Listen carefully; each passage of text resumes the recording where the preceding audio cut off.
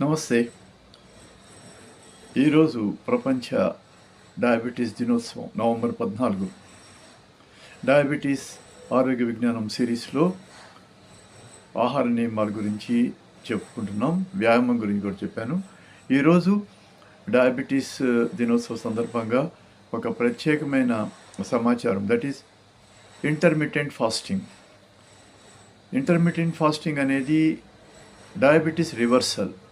Diabetes పూర్తిగా తగ్గిపోతుందా? Intermediate fasting అంటే ఏంటి? ఈ కొన్ని ప్రిన్సిపల్స్ తెలుసుకుందాం. అయితే నేను ఒక డాక్టర్గా, డయాబెటాలజిస్ట్గా ప్రస్తుతం ఇంటర్మీడియట్ ఫాస్టింగ్ ఎవరికి చెప్పటం లేదు. కానీ ఇది ప్రస్తుతము చాలా ప్రాచుర్యం పొందుతోంది. అనేక మంది డైటీషియన్స్, కొంతమంది డాక్టర్లు కూడా దీన్ని ఆమోదిస్తున్నారు. సో ఇది ఎవరికి ఉపయోగిస్తుంది? ఇంటర్మిటెంట్ ఫాస్టింగ్ ఏంటంటే పూర్తిగా ఫాస్టింగ్ చేయకుండా ఒక రోజులో కొన్ని గంటలు ఉపవాసం ఉండి కొన్ని గంటలు తినటం. ఇది పనిచేస్తుందని కొంత ఎవిడెన్స్ ఉంది.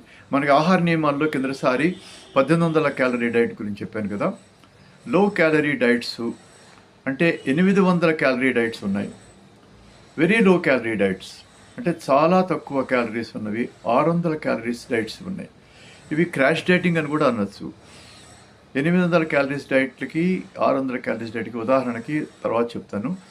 ఈ లో క్యాలరీ డైట్స్కి తప్పకుండా డయాబెటీస్ చాలా వరకు తగ్గుతుందని మనకి పరిశోధనలో తేలింది. అది ల్యాన్సెట్ పరిశోధనలో ఎవిడెన్స్ ఉన్నది. డైరెక్ట్ ట్రయల్ ఇలాంటి వాటిలో. ఇంటర్మిటెంట్ ఫాస్టింగ్ అంటే ఒక రోజులో కొన్ని గంటలు మాత్రమే తినటం, మిగతా గంటలు ఏమి తినకుండా ఉండటం. దీనివల్ల లాభం ఏంటి అంటే లివర్ కాలేయంలో కొవ్వు తగ్గిపోయి ప్యాంక్రియాస్లో కొవ్వు తగ్గిపోవటం, ఇన్సులిన్ ప్రమాణాలు, ఇన్సులిన్ రెసిస్టెన్స్ తగ్గిపోయి ఉన్న ఇన్సులిన్ బాగా పనిచేసి షుగర్ తగ్గటం. 3, కణాల్లో ఆటోఫాజీ అంటే వాటినే నిర్మూలించుకునేటువంటి ఒక రకమైనటువంటి గుణం ఏర్పడి స్వయం భక్షకత్వం అనొచ్చు తెలుగులో ట్రాన్స్లేట్ చేయాలంటే. ఈ ఆటోఫాజీ ఎలా చెప్పాలో తెలియదు.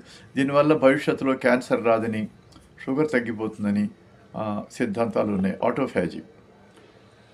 అట్లానే